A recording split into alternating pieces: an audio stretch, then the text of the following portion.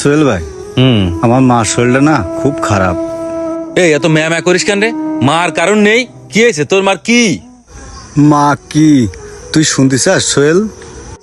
আরে মা, মা তো সেই মা যে মা আমার দুনিয়ার আলো দেখাইছে।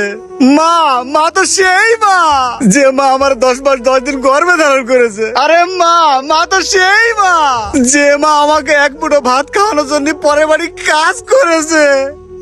আরে মা, মা তো সেই মা যে মা সামান্য পিঁপড়ে খাবে বলে পিঠে করে রেখেছে।